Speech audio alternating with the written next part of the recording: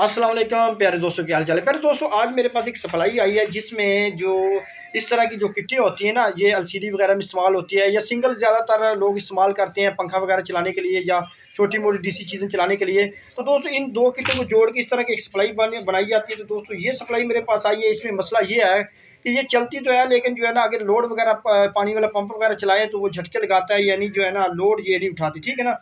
तो ज़्यादातर इसमें कहाँ मसला आता है दोस्तों, आपको डिटेल से बताऊंगा। आपने वीडियो को मुकम्मल देखना है।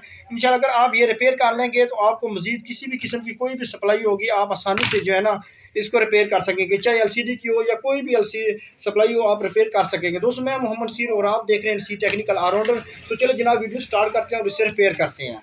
अच्छा, तो दोस्तों, सबसे पहले आपने क्या करना है, इन दोनों किटों को आपने इस बॉडी से बाहर निकाल के इसके जो कनेक्शन है ना आपस के आउटपुट वाले, वो दोस्तों आपने उतार लेने हैं। ठीक है ना, ताकि हमें पता चल सके कि आया कि कौन सी किट हमारी चल रही है और कौन सी नहीं चल रही है और किसके वोल्टेज कम ज़्यादा हो रहे हैं। वो सारा कंफर्म करके फिर हम लहदा फिर इसके बाद हम इसको इकट्ठी कर देंगे। ठीक है ना, अभी मैं इसको निकाल लेता हूँ।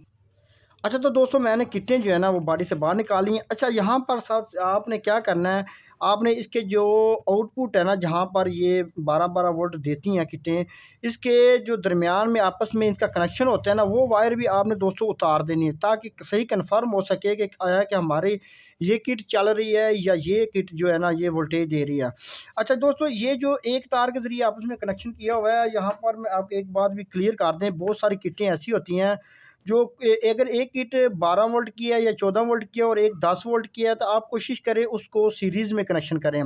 सीरीज़ में कनेक्शन इस तरह होता है कि एक किट का नेगेटिव को दूसरे के पॉजिटिव के साथ लगा दी जाता है और दो तारें जो है ना, एक का पॉजिटिव और दूसरे का नेगेटिव, वो दोनों जो है ना बाहर निकाल दी जाती है, यानी सीरीज़ में कनेक्शन हो जाता है। अगर आपकी किटें दोनों हैं 14-14 वोल्ट की, ज़्यादा वोल्ट की, तो फिर आप कोशिश करें कि इसको पैरेलल में कनेक्शन करें। जैसे यानी इस किट का नेगेटिव और पॉजिटिव, उसी तरह इसका नेगेटिव और पॉजिटिव को आप, यानी पॉजिटिव को पॉजिटिव के साथ लगा देना है और नेगेटिव को नेगेटिव के साथ लगा देना है। ठीक है ना, फिर पैरेलल में कनेक्शन हो जाएंगे। ये सीरीज़ में कनेक्शन है, इसलिए कि इसकी एक किट जो है ना वो कम वोल्टेज की है और एक और कंपनी के वो ज़्यादा वोल्टेज की है। ठीक है ना, तो अभी हम जो है ना सबसे पहले कंफर्म करते हैं कि आया कि इसकी कौन सी किट जो है ना चल रही है और जो किट नहीं चल रही उसमें क्या फ़ाल्ट है।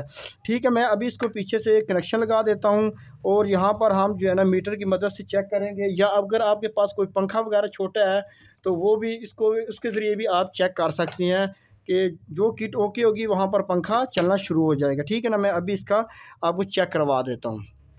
तो दोस्तों, अभी मैं पीछे से करंट दे देता हूँ, फिर चेक करते हैं कि आया कि जो है ना कौन सी किट हमारी जो है ना वो चल रही है।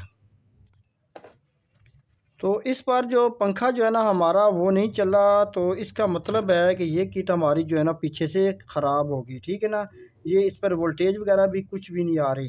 तो अभी जो है ना हम इधर चेक करते हैं दूसरी किट पर। ये तो आपने काम करना है लहदा किटें करके। ठीक है ना, अगर इकट्ठे पे करेंगे आपको समझ नहीं लगेगी आपकी किट कौन सी चल रही है।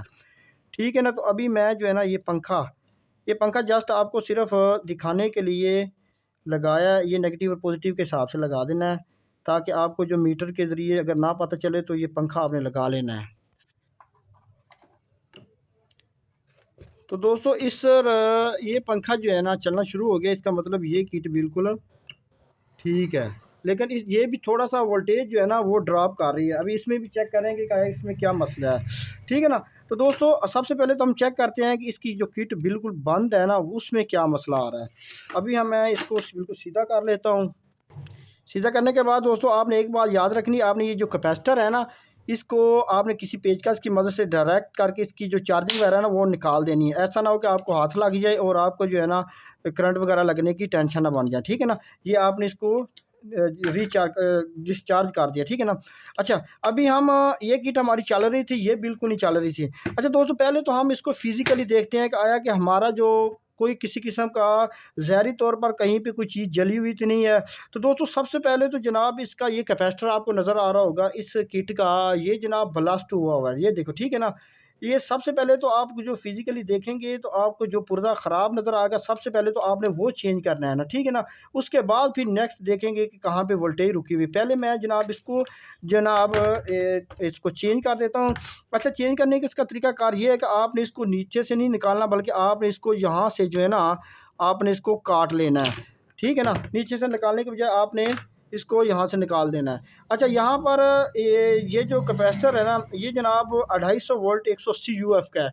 लेकिन दोस्तों आपने यहाँ पर अगर आपने लंबे अरसे तक सप्लाई चलानी है तो आपने ये कैपेसिटर नहीं लगाना, बल्कि आपने कोई अच्छा कैपेसिटर जो है ना, जो टीवी किट में लगा होता है 450 वोल्ट वाला, ठीक है ना दोस्तों, वो आपने लगाना है ताकि ये जो सप्लाई ना लंबे अरसे तक चले, ठीक है ना। ये कैपेसिटर की ये जो वाइट साइड होती है ये नेगेटिव होती है, और इधर से ये जो ब्लैक था उन्होंने एक लाइन लगाई होती है, ये इसकी नेगेटिव होती है, ठीक है ना। इसी तरह आपने जिस तरफ ये नेगेटिव है आपने इस नेगेटिव के हिसाब से यहाँ पर ऊपर इसकी पिन्ने को लगा देना है, ताकि नीचे आपको पिन्ने उतारने वगैरह की टेंशन ही ना हो। यहाँ पर ही आपने इसको कावी की मदद से प्रेस लगा के आपका कैपेसिटर लग जाएगा। तो भैया कैपेसिटर मैंने लगा दिया, अभी हम करंट दे के चेक करते हैं कि आया कि क्या सप्लाई हमारी चलेगी या नहीं चलेगी, ठीक है ना। तो अभी आउटपुट पर वोल्टेज देख लेते हैं, तो अभी 0 खड़ी हुई है, तो इसका मतलब है कैपेसिटर के पीछे भी कोई मसला आ रहा है, ठीक है ना। लेकिन एहतियाती तौर पर आपने इसको डिस्चार्ज कर लेना है। तो कैपेसिटर जो है ना वो बिल्कुल उस पर करंट नहीं आ रहा।